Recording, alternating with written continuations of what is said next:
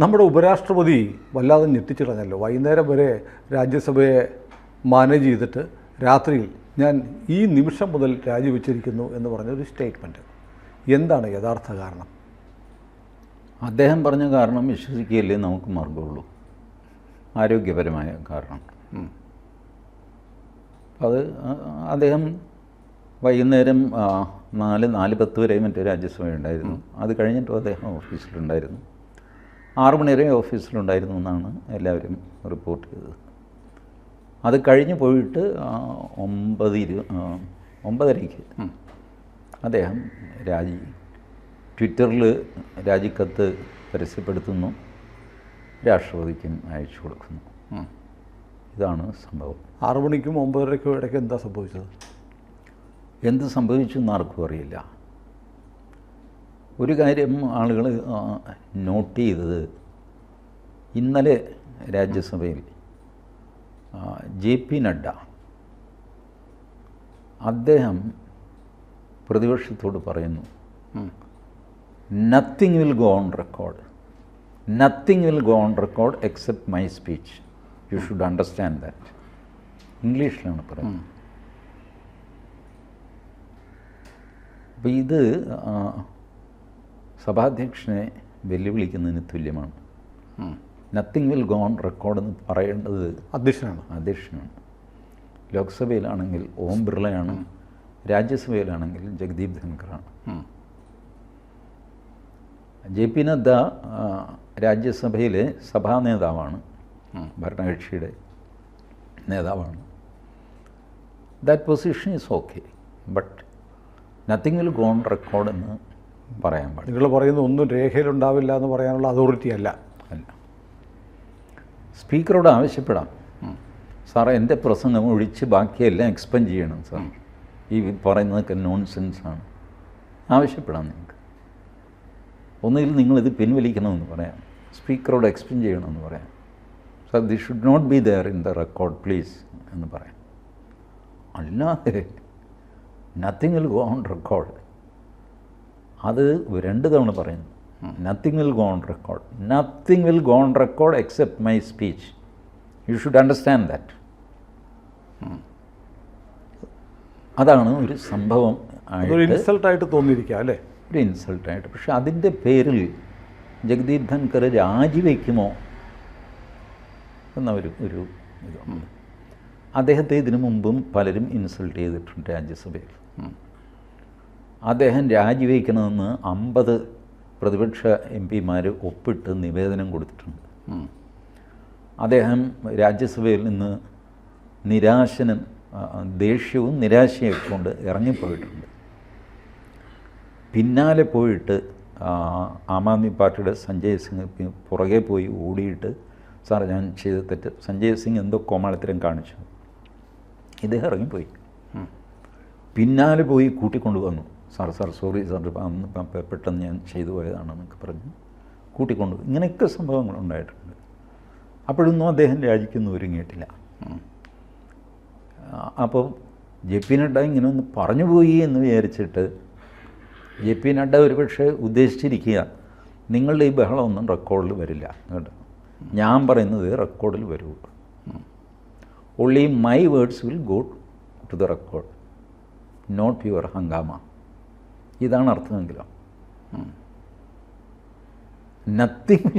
Nothing will go to the records എന്ന് പറഞ്ഞു കഴിഞ്ഞാൽ ഒരു സാധനവും റെക്കോർഡിലൊന്നും പോകില്ല കേട്ടോ, ഇവിടെ കിടന്നും ബഹളമൊന്നും വെക്കണം. Because speaker is going to do that. താൻ ഒച്ച വെച്ചിട്ട് കാര്യമില്ല, എൻ്റെ ടേണാണ്, ഞാൻ പ്രസംഗിക്കുന്നു. അപ്പോൾ താൻ ഒച്ച വെച്ച് കഴിഞ്ഞാൽ അത് റെക്കോർഡിൽ പോകില്ല, തനിക്ക് അറിഞ്ഞുകൂടാ, എന്തിനാണ് പിന്നെ ഒച്ച വയ്ക്കുന്നത്. ഈ അർത്ഥത്തിലും പറഞ്ഞതാവും. വലിയൊരു അപരാധമാണ്, രാജിവെക്കാനും മാത്രമുള്ള അപരാധമാണ് എന്ന് പറയാൻ പറ്റുക. പിന്നെ പാർട്ടിക്കൊരു അതൃപ്തി ഉണ്ടെന്ന് പറയുന്നു. കാരണം ഈ ജസ്റ്റിസ് വർമ്മയുടെ ഇംപീച്ച്മെൻറ്റിൻ്റെ കാര്യത്തിൽ ലോക്സഭയിലെ 2 പ്രതിപക്ഷവും ഭരണപക്ഷവും ഒരുമിച്ച് നോട്ടീസ് കൊടുത്തിട്ടുണ്ട് ഒരേപോലെ. രാജ്യസഭയിൽ പക്ഷേ പ്രതിപക്ഷത്തിൻ്റെ മാത്രമേ ഉള്ളൂ. അത് കൺസിഡർ ചെയ്യും, ഭരണപക്ഷത്തിൻ്റെ BJPയുടെ ഒന്നും വന്നില്ലെങ്കിലും കുഴപ്പമില്ല എന്നൊരു നിലപാട് ധൻഖർ എടുത്തു. അതിൽ പാർട്ടിക്ക് അതൃപ്തിയുണ്ട്. ഞാനത് രാജ്യസഭ ഡിബേറ്റ് ഞാൻ എടുത്തു നോക്കി. ധൻകർ ഇതിൻ്റെ ചട്ടങ്ങൾ ഉദ്ധരിച്ചാണ് ആ റൂളിംഗ് കൊടുക്കുന്നത്. പുള്ളി പറയുന്നു 3 രീതിയിലാണ് ഇംപീച്ച്മെൻറ്റ് മോഷൻ വരുന്നത്. ഒന്ന് രാജ്യസഭയിലും ലോക്സഭയിലും ഒരുമിച്ച്, വേറൊന്ന് ലോക്സഭയിൽ മാത്രം, വേറൊന്ന് രാജ്യസഭയിൽ മാത്രം. ഈ 3 സിറ്റുവേഷനാണ് റൂൾസ് ഓഫ് ബിസിനസ്സിൽ കൊടുത്തിട്ടുള്ളത്. അതിൽ ഓരോ സിറ്റുവേഷനിലും എന്ത് ചെയ്യണമെന്ന് അതിൽ പറഞ്ഞിട്ടുണ്ട്. ആ ചട്ടമനുസരിച്ച് ഇത് പ്രതിപക്ഷം കൊണ്ടുവന്നാലും ഭരണകക്ഷി കൊണ്ടുവന്നു കഴിഞ്ഞാലും സെയിം ഡേയിൽ 2 പ്രമേയങ്ങൾ അവിടെയും ഇവിടെയും വന്നു കഴിഞ്ഞാൽ അവിടെ അഡ്മിറ്റ് ചെയ്യണം, ഇവിടെ അഡ്മിറ്റ് ചെയ്യണം. അത് റൂളാണ്. അതിൻ്റെ ചട്ടമൊക്കെ പുള്ളി വായിച്ച് കേൾപ്പിക്കുന്നുണ്ട്. അപ്പോൾ അത് റൂൾ അനുസരിച്ചാണ്. ജഗദീപ് ധൻകർ സുപ്രീം കോർട്ടിൽ സീനിയർ അഡ്വക്കേറ്റ് ആയിരുന്നു. നിയമം അറിയാം. നിയമം തെറ്റിച്ച് അദ്ദേഹം ഒന്നും ചെയ്യാറുമില്ല. അല്ലെങ്കിൽ അതാർക്കെങ്കിലും ചൂണ്ടിക്കാണിക്കാൻ സാർ അതല്ല രാജ്യസഭാ ചട്ടം, ശരിക്കും പറഞ്ഞാൽ റൂളാണല്ല, ചട്ടമാണ്, ലോയല്ല, റൂളാണ്. ഇപ്പോൾ രാജ്യസഭ നടത്തിക്കൊണ്ട് പോകുന്നതിൻ്റെ റൂൾ ബുക്കുണ്ട്. ആ റൂൾ ബുക്കിൽ എന്ത് എഴുതിയോ അതനുസരിച്ച് ചെയ്യണം, ഇല്ലെങ്കിൽ അതേ ചൊല്ലിയാകുമല്ലോ അടുത്ത ബഹളം. അപ്പോൾ അത് വിശദമായിട്ട് റൂളിങ് അദ്ദേഹം ഞാൻ ഇങ്ങനെ കണ്ടുകൊണ്ടിരുന്നു. അപ്പോൾ അതിലൊന്നും യാതൊരു ഇതും അങ്ങനെ വരുത്തിയിട്ടില്ല. ഓരോ റൂളും പറഞ്ഞിട്ട് വായിച്ചിട്ട് അതുകൊണ്ട് ഇത് 3ാമത്തെ ഇതിലാണ് പെടുന്നത്, ആ റൂള് ഞാനൊന്നുകൂടെ വായിക്കാം എന്ന് പറഞ്ഞിട്ട് അത് വായിക്കുന്നു. അതുകൊണ്ട് ഈ പ്രമേയം ഇവിടെ രാജ്യസഭയും പരിഗണിക്കണം.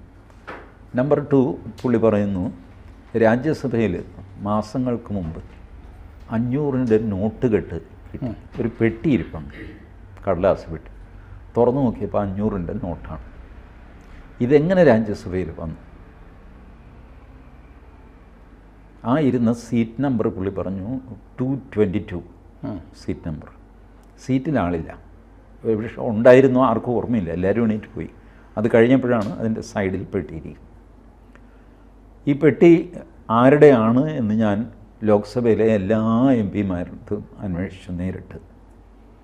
ആരും ആ പെട്ടിക്ക് ഉടമസ്ഥന്മാരാരുമില്ല. എന്നാൽ ആ പെട്ടി രാജ്യസഭയിൽ ഉണ്ടാകും, നിങ്ങളെല്ലാം കണ്ടതുമൊക്കെയാണ്. അപ്പോൾ അതിൻ്റെ എൻക്വയറിനെ എങ്ങനെ മുന്നോട്ട് കൊണ്ടുപോകണം എന്നുള്ളത് ഞാൻ സഭയിലെ ഭരണകക്ഷി നേതാവിനെയും പ്രതിപക്ഷ നേതാവിനെയും പ്ലസ് മറ്റ് പാർട്ടികളുടെ നേതാക്കന്മാരെയും, പാർട്ടി നേതാക്കന്മാർ എന്നുള്ളതിൻ്റെ പേരിൽ ഞാൻ ഇവരെ ഒരു മീറ്റിംഗ് വിളിച്ചു കൂട്ടിയിട്ട് ഇതെന്ത് ചെയ്യണം, കാരണം ഇത് റൂൾ ബുക്കിലില്ല. ഇങ്ങനൊരു പെട്ടി കണ്ടാൽ എന്ത് ചെയ്യണമെന്ന് റൂൾ ബുക്കിൽ നോട്ടുമായിട്ട്.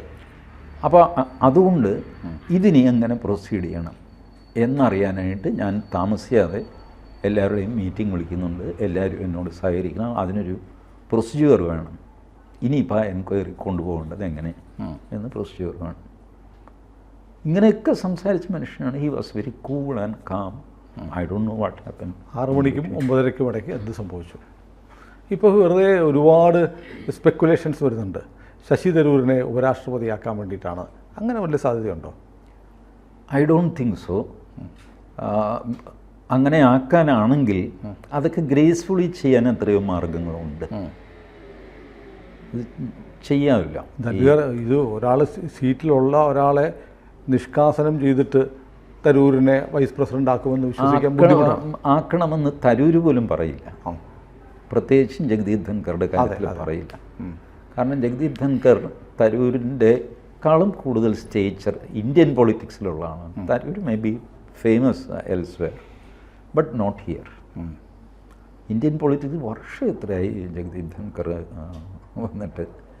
അദ്ദേഹം ഒരു സോഷ്യലിസ്റ്റ് ബാക്ക്ഗ്രൗണ്ടിൽ നിന്ന് വന്നതാണ്. പിന്നെ കോൺഗ്രസ്, പിന്നെ BJP, ഇങ്ങനെ വന്ന ആളാണ്. പക്ഷെ ധൻകറിനെ സംബന്ധിച്ച് ഒരു റിട്ടയർമെൻറ്റ് പോലെ ആയിപ്പോയില്ല. ഇനി ഉപരാഷ്ട്രപതി ആയിരുന്ന ഒരാൾക്ക് അതിലും ചെറിയ ഒരു പദവി എടുക്കാൻ പറ്റില്ല.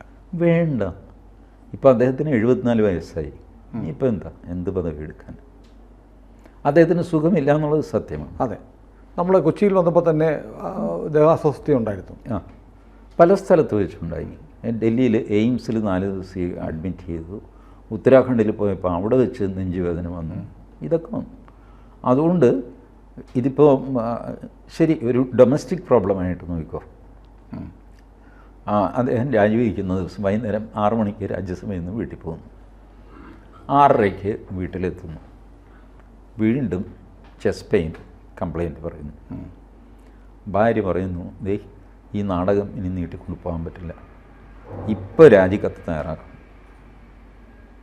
ഡോക്ടർ ഇപ്പോൾ തരും, ആ നെഞ്ചുവേദനയ്ക്ക് തൽക്കാലം തരാറുള്ള ഗുളിക ഇഞ്ചക്ഷൻ എന്താണെന്ന് വെച്ചാൽ തരും, എനിക്കിപ്പോൾ രാജിക്കത്ത് കിട്ടണം.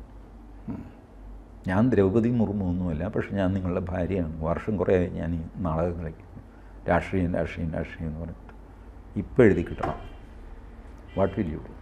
അതൊരു വിദൂര സാധ്യത മാത്രമേ 5-ാമത്തെയോ 6-ാമത്തെയോ തവണയായി. That depends on person to person. ഒരു വീട്ടിനുള്ളിൽ ഒരു ഭാര്യ എങ്ങനെ പെരുമാറും എന്നുള്ളത് അവരുടെ ഒരു ഡൈനാമിക്സ് ഉണ്ട്. പിടിച്ച പിടിയാലെ മക്കളെയും വിളിച്ച് പറഞ്ഞ് അച്ഛൻ്റെ ഈ കളി ഇപ്പം നിർത്തിക്കണം, ഇനി ഇത് ചെയ്തില്ലെങ്കിൽ കുഴപ്പമൊന്നുമില്ല എന്ന് പറഞ്ഞിട്ട് 2 ദിവസം കഴിഞ്ഞിട്ട് പുള്ളി പിന്നെയും യുദ്ധത്തിന് പോകും. ഈ what is that you are speaking? ഞാൻ ആരാന്ന് നിൻ്റെ വിചാരം? ഏത് പൊസിഷൻ?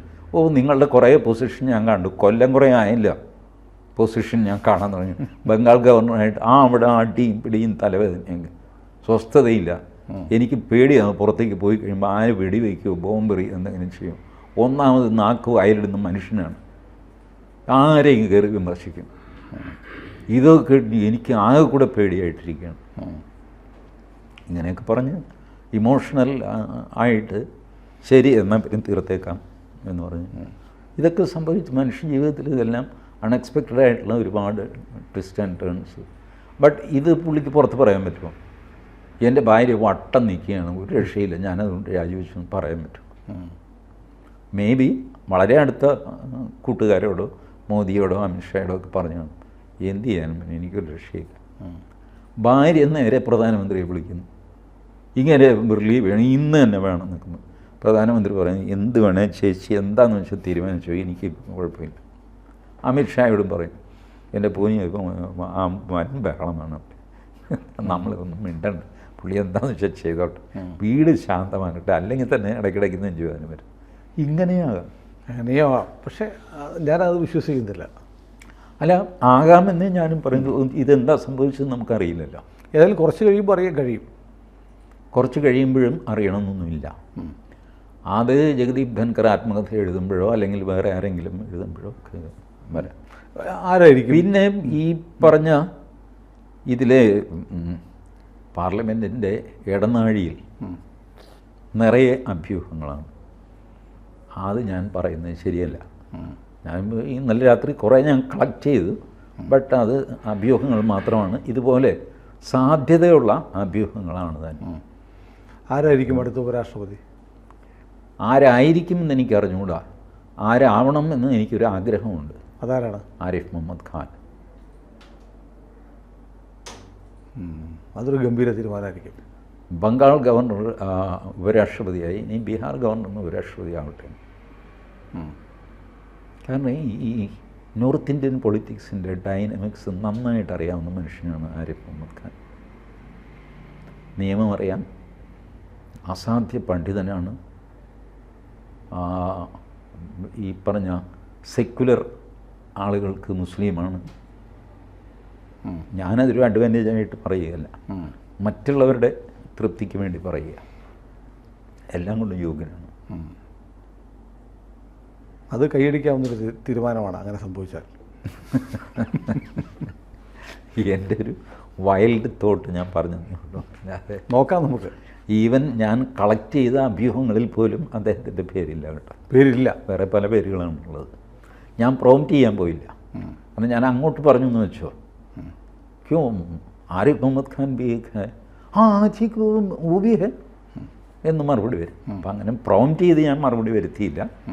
ബട്ട് എൻ്റെ മനസ്സിൽ പൊങ്ങി വന്ന ഒരു ഓൾട്ടർനേറ്റീവ് വളരെ പെട്ടെന്ന് ചെയ്യാവുന്നത് ബീഹാർ ഗവർണർ ഉപരാഷ്ട്രപതിയാകുക എന്നുള്ളതാണ്. നമുക്ക് എന്തായാലും കാത്തിരിക്കാം. കൂടുതൽ വാർത്തകളും വിശേഷങ്ങളും നിങ്ങളിലേക്ക് എത്താൻ ABC മലയാളം സബ്സ്ക്രൈബ് ചെയ്യുക, ബെൽ ബട്ടണും അമർത്തുക.